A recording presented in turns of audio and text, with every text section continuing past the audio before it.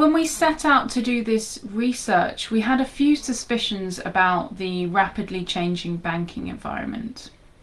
Contactless has long been touted as a secure predecessor to chip-inserted transactions, but we wondered whether this was really the case or if it was more a case of the king's new clothes. So why is every startup these days a bank? You've probably noticed that the banking environment has changed pretty rapidly over the last few years. Now it's possible to open a bank account without ever going into a branch or a physical building. Instead, it's possible to open a bank account purely through a digital application using a mobile phone. And whilst this has been happening, we've also seen a huge increase in the kind of merchant services that have been offered as well. So there's been a huge influx in merchant services, so offerings for things like mobile point of sales terminals.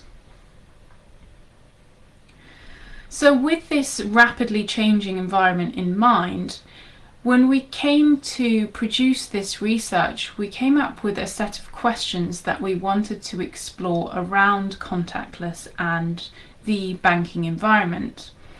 And those are: has contactless payments resulted in a fraud reduction? Is contactless a modern mode of payment? Are payments standardized? And what are the security measures inside of a contactless transaction? So let's talk about the first question, which is: has contactless resulted in a fraud reduction? If we look at official statistics provided by people like Visa, so the card brands, you'll notice that they seem to suggest that contactless has in fact resulted in a reduction of fraud. So they state that between 2017 and 2018 in Europe there was a decline in fraud rates of 40%, which indeed sounds pretty promising. It sounds really fantastic, in fact.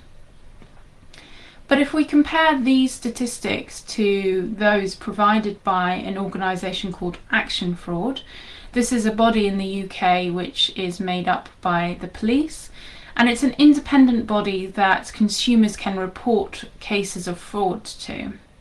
So they actually indicate that fraud between the same period that Visa Europe talks about, between 2017 and 2018, saw an increase in cases, almost double in fact. And they state that on average, the average loss associated with contactless fraud in the UK was £650, and one particular case they investigated resulted in a loss of £400,000. So the trouble with looking at any of these kind of statistics is it's a bit like looking at this animal. So from the front it looks a bit like a shark, and from the back it looks a bit like a tiger, but in fact it's neither. Because we don't have access to the raw data points, we can't really make any assumptions or conclusions about what's happening with contactless fraud. So it's really difficult to say, has contactless actually resulted in a fraud reduction? So this leads us on to our next question, which is contactless a modern mode of payment?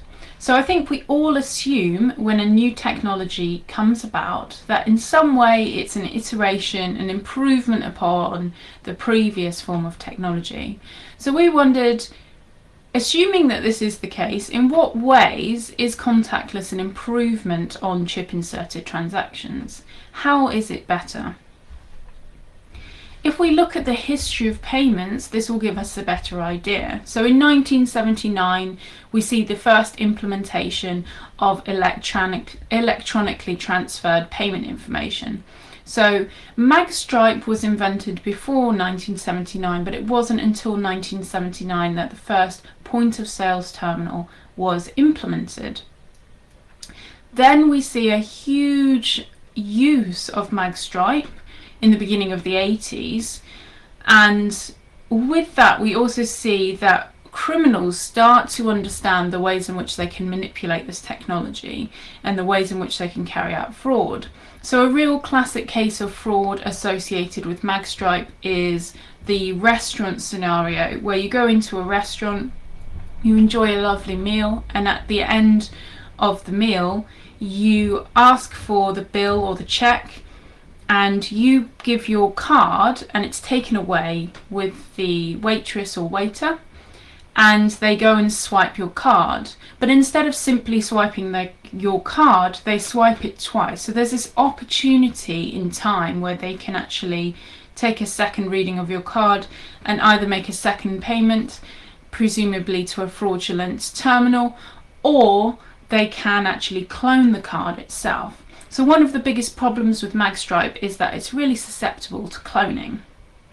So with all of this going on, the card brands started to see that there was a significant problem, and they started having some discussions in the early 90s trying to come up with a solution that may be suitable to solve some of the issues that we associate with Magstripe. And they eventually came up with a standard called the EMV standard, and they formed a consortium called EMV Co in 1996. So chip inserted transactions were meant to provide solutions to many of the issues associated with Magstripe. What chip did is it brought about a number of different technologies that we actually don't have with Magstripe. So we actually have authentication of the card itself, which we don't have with Magstripe. So this is done through asymmetric cryptography, and we know that the key is stored on the chip itself. We also have verification of the card holder, which normally takes place either through a PIN code or through a signature, depending on where you are carrying out the transaction and depending on where your card has been issued. And then we have the signing of the transaction itself through a cryptogram. So the whole transaction is packaged up and has a level of integrity associated with it. So this all sounds great, and it was great for a very long time. And then in the beginning of the early 2000s, we see that the card brands start thinking about newer forms of technology, ways that they could get us to spend in a secure manner but in a faster manner. So the solution for this was NFC, or contactless. And the first implementation of this was through MasterCard, and they had an initial trial period in 2005. And then later in 2007, Visa came up with their own implementation of the technology called Visa PayWave. And so, as I said, NFC is meant to have us spending more money quickly in a at least as secure manner as chip inserted transactions. But there's a sort of big caveat to that, which is actually when we look at things, when we think about, is contactless truly an iteration from a security perspective compared to chip inserted transactions, that's not necessarily the case.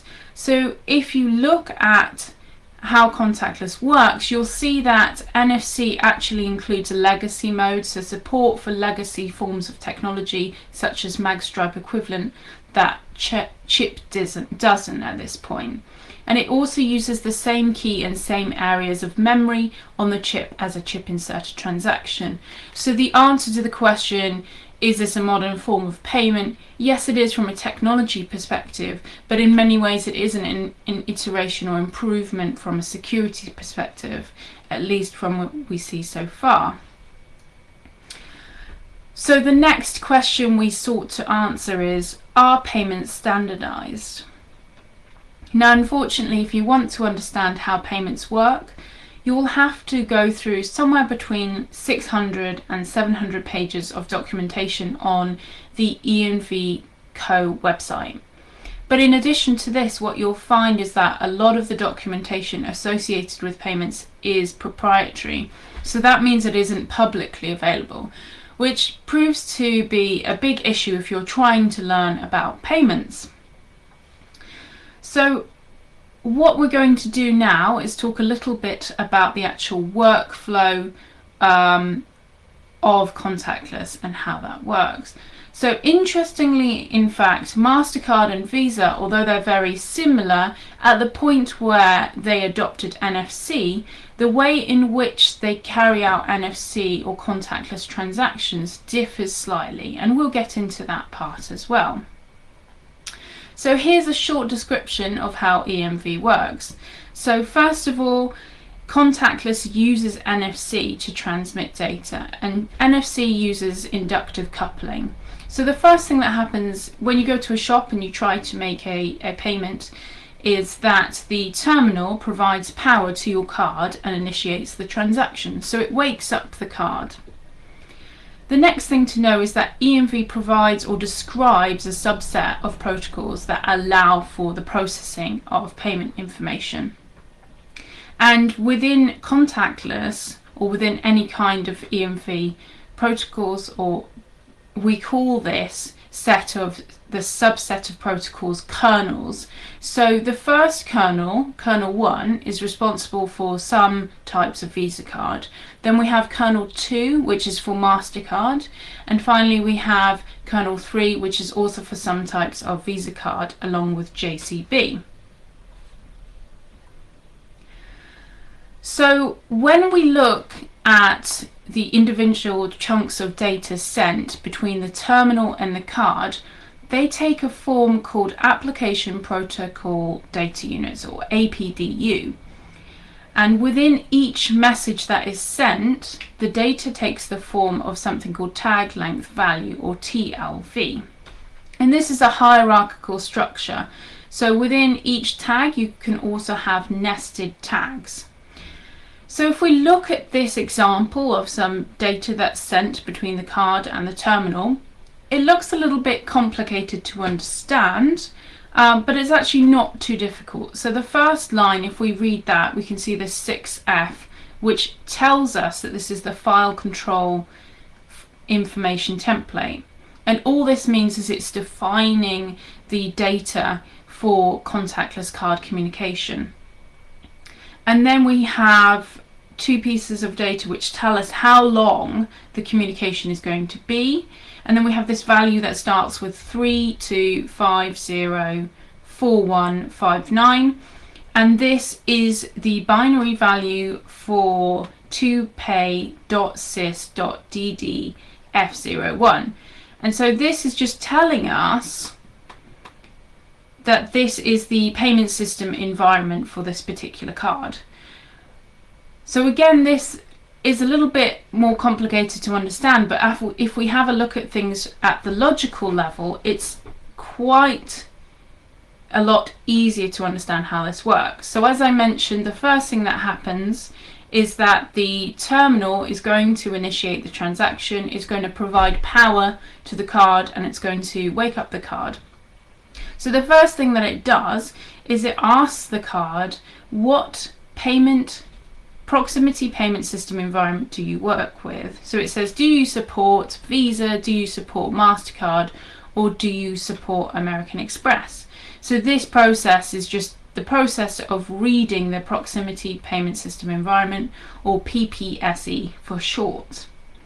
The next thing that happens is the card responds to the terminal with something called its application identifier. So this is where it tells it, I support the following modes. So I support, for example, Visa. I support Visa's smart card debit structure, and perhaps something like magstripe mode. So it will respond with the modes that it supports and in the order of priority. So again, this is the card is responding with its application identifier. The next step is that the terminal is going to select the application identifier that it wants to work with. So in this example, it's going to select Visa. The next thing that's going to happen is the card is going to send a list of information that it requires in order to complete the transaction. So it's going to send things like the currency, the amount, the unique number, and something called the terminal transaction qualifiers. So it's just sending a list of information that it requires from the terminal in order to carry out the transaction. And this is called the processing options data object list. The terminal is then going to send the requested data to the card. So it's going to send the currency for the transaction. It's going to send the amount, the unique number, and its terminal transaction qualifiers. And this is quite important. So in the terminal transaction qualifiers, the terminal specifies the kinds of modes that it actually supports, the modes of operating. So it's going to send all the requested information to the card, and it's going to issue a command called generate the application cryptogram. So it's going to ask the card to generate the application cryptogram using this information. So the card is then going to respond with the cryptogram for the transaction, and it's going to send back, importantly, something called the card transaction qualifiers. So this is a list of the kind of modes of operating that the card supports. So for example, whether it supports online PIN function, whether it supports signature, or whether it supports a mode called consumer device cardholder verification method. And this in fact is something that if you use a phone or a tablet that supports NFC or contactless modes, then this will actually issue CD-CVM. So it's not typically associated with a physical card, but is normally associated with a device. Then at this point, the terminal, once it has received that information, it's going to carry out a risk analysis. So before it can determine the next step, it's going to look at a configuration file which contains a list of different limits depending on the transaction, depending on the merchant and the region that you're in. And this will define different spending limits for the types of transactions. It's going to compare that information to the card transaction qualifiers and the terminal transaction qualifiers, and this will determine the next step. So at this point, it's either going to be able to send the transaction to the card networks and eventually to the card issuer to determine whether this can take place, or it's going to ask for cardholder verification. So it's going to step up the transaction and ask for something like a PIN or a signature. And I'll now hand it over to Tim, who's going to talk about the next section. Thank you. So this research mainly is about how to bypass a cardholder verification, for example, by avoiding presenting PIN for Visa cards. But in fact, in order to bypass it, we need to bypass other features such as offline authentication and online authorization processes. So let's speak about them deeper.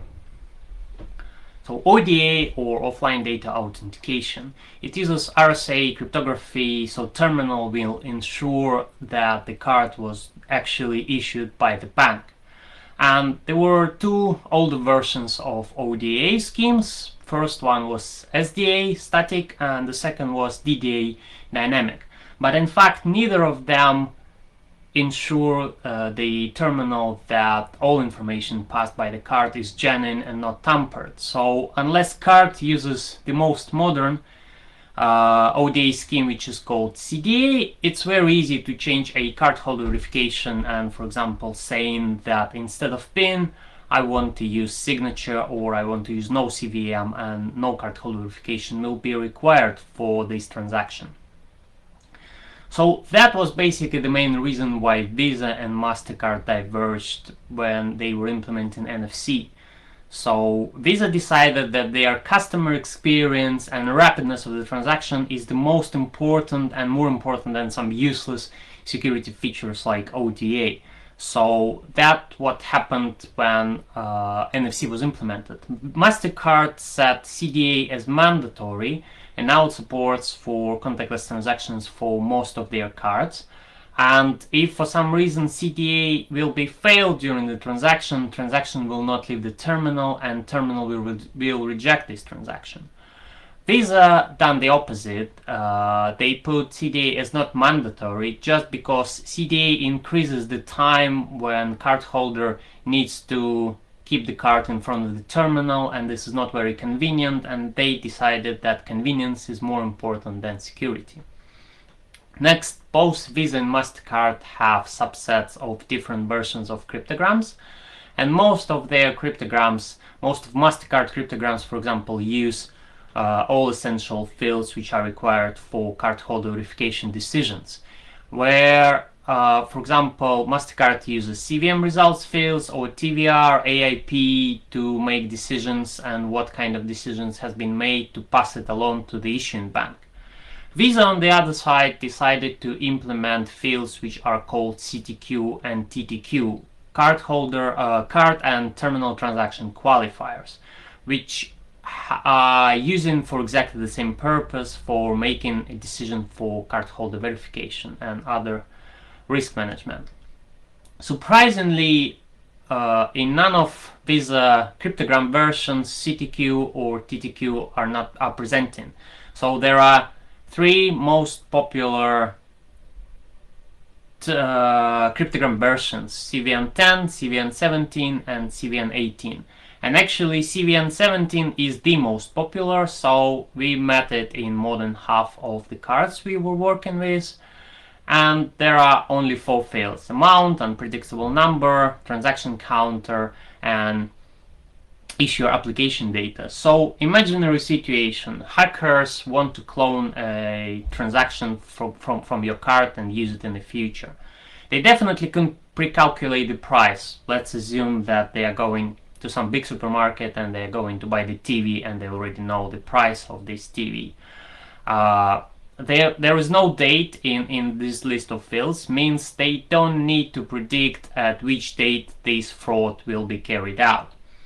And the only one field is UN, as you can see, and if for some reason terminal is malfunctioning, or if for some other reasons hacker can force UN to be a specific value, that's it. That's basically the only one protection mechanism against cloning the transactions, and that means that more fraud can be carried out. Other versions of cryptograms like 10 and 18, as you can see, they have more fields. However, there are either no CTQ, no TTQ, means that this information doesn't go to the issuing bank. How MasterCard conducts the cardholder verification. So at the beginning, card provides CVM list to the card, to the terminal, saying what features it supports, does it support PIN, signature, or no CVM.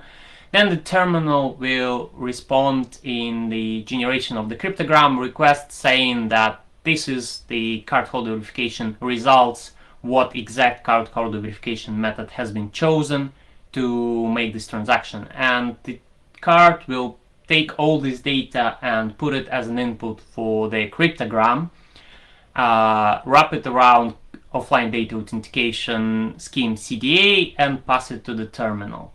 Terminal will decrypt it, and if nothing is tampered, if cardholder verification methods are not tampered, everything will be alright. The terminal will pass cryptogram to the acquiring and issuing bank, and the issuing bank once again will ensure that none of this data was tampered. So Visa will do things in the opposite way, much more simplistic way. So terminal will provide TTQ, terminal transaction qualifier, when it simply indicates whether transaction requires a cardholder verification or not. That's it. Then card will provide CTQ field where it will say what cardholder verifications are supported, PIN, no CVM, or CD CVM, so which are essentially for the mobile wallets. We'll put information like amount in a cryptogram and give it to the terminal. Next, Visa, for their terminals, when they certify terminals for Visa contactless transactions, they do not require to pass CTQ or TTQ fields to the acquiring and issuing banks, and that's why most of terminals will not send this information. But so what issuing bank will receive? Will receive amount, the country of the terminal, and maybe online PIN if it was presented. Some terminals actually provide CVM results fields, which was inherited from EMV or MasterCard. That probably just due to the fact that it looks a little bit insane if the issuing bank don't possess any information of what cardholder verification has been made. So that's exactly what we shown 1 year ago on our research. We shown how to clone transactions, how to make these transactions without entering PIN, how to bypass hard and soft limits in the UK and in Europe. This time we are going to talk a little bit more about how to protect, how to spot the vulnerability, what issuing banks can do. So let's assume we are talking about contactless transaction for £46. Yeah, so CTQ and TTQ fields are useless. So they are not checked during the offline data authentication, and terminal will not pass them to the issuing bank, so bank will not receive this information.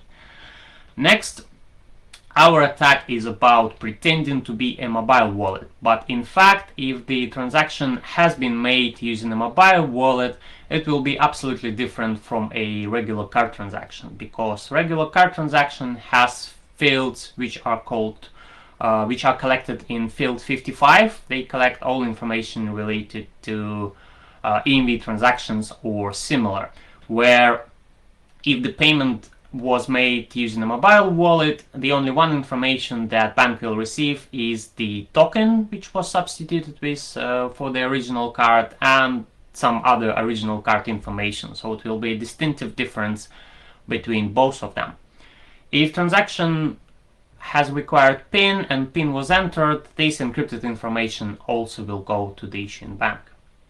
As I said, CVM results are not mandatory for Visa contactless transactions, but some terminals actually give this information. So this is very useful. This is exactly the moment when you can spot the attack that someone pretends to be a mobile wallet, for example, because if transaction is made using a mobile wallet, CVM result fields will put to offline PIN, which is the equivalent for CD-CVM. And we all probably know that offline PIN is not the way how contactless transactions can be checked, because for checking offline PIN you need to tap your card twice, and this is not very helpful. So let's try playing game and spot a fraudulent contactless transactions. So first one, £1,000 online PIN was presented. Seems legit. Next, £1,000, no field 55, token instead. Also good, that means that transaction was made using GPay or Apple Pay. Third one, £1,000, offline PIN. That's a clear indicator of fraudulent transaction where CD-CVM attack was made, how we described it 1 year ago. Next one, £1,000, no online PIN, no offline PIN. Bad or at least suspicious because of very high price. But it still might be terminal which accepts only signatures. And last one, £100, no online PIN. Even we don't know, because it might be a genuine transaction which required signature, or it might be some type of fraudulent attack. And the problem is that all of these 5 transactions will be and probably should be accepted by the issuing bank. The thing is that Visa says that card issuers are ultimately responsible for all type of fraud and validating the transactions. The problem is that they don't have sometimes enough information to understand is it a fraudulent transaction or not, as we can see at the moment.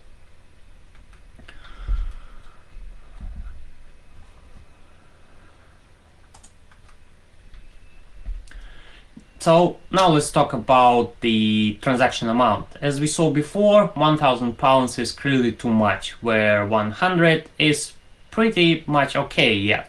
So that's exactly what PSD2 states. So PSD2 is a modern payment service directive which regulates payments in Europe. And one of their features is strong customer authentication, which says that if customer spends totally more than 250 euros or do more than 5 transactions, is required to use PIN and use chip until that contactless transactions will be disabled.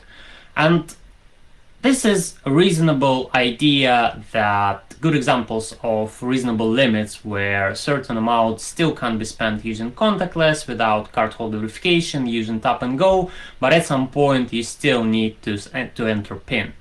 The problem is that PSD2 still has a few issues. First of all, even in Europe, it's still not across the board, and that means that not all cards and issuing banks support it. Next, we already found a few issues related to cumulative limits, and we published a white paper showing how these restrictions can be bypassed. So we were trying to say that all Visa cards all around the globe are vulnerable.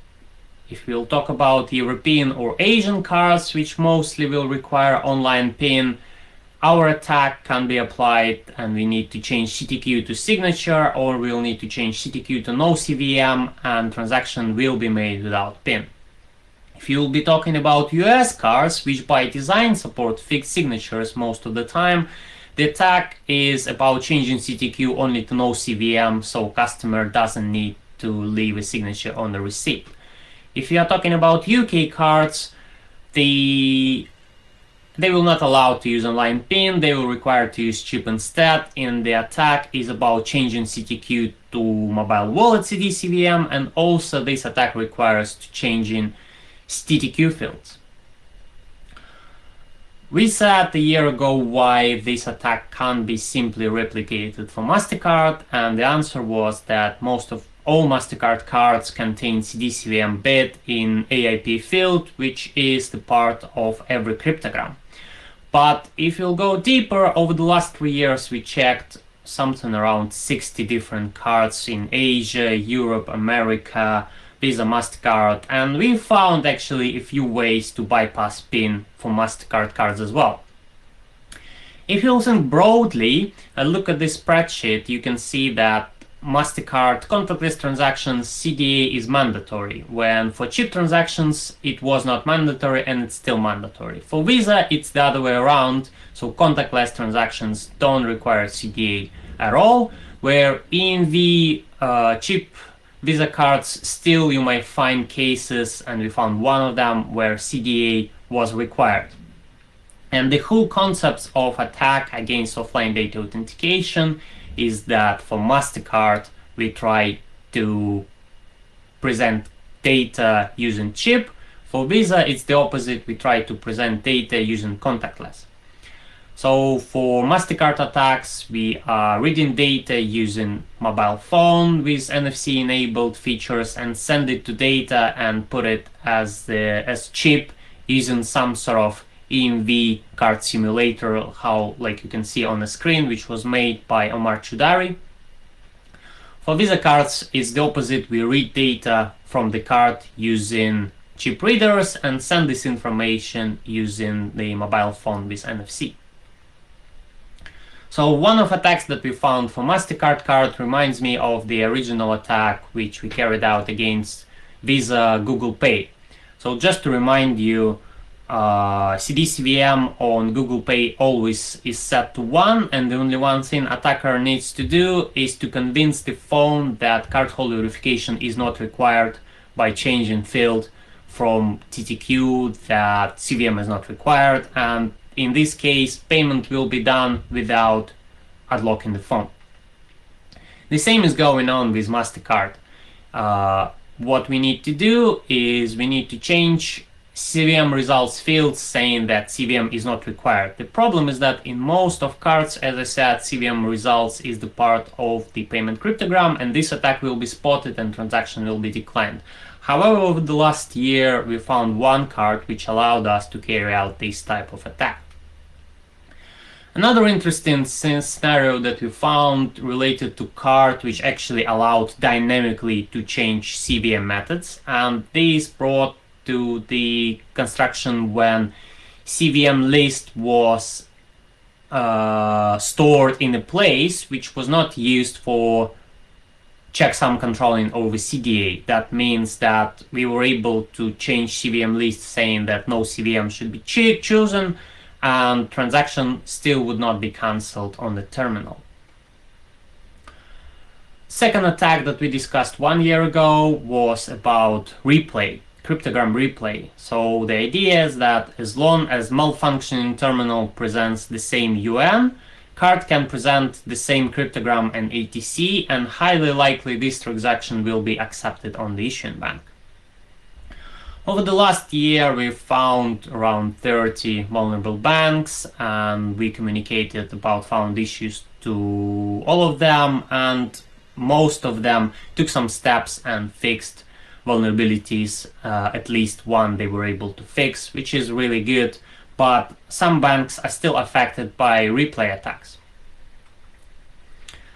In conclusion, we checked now around 57 cards, Visa, MasterCard, all around the globe, Europe, USA, the UK, Asian countries.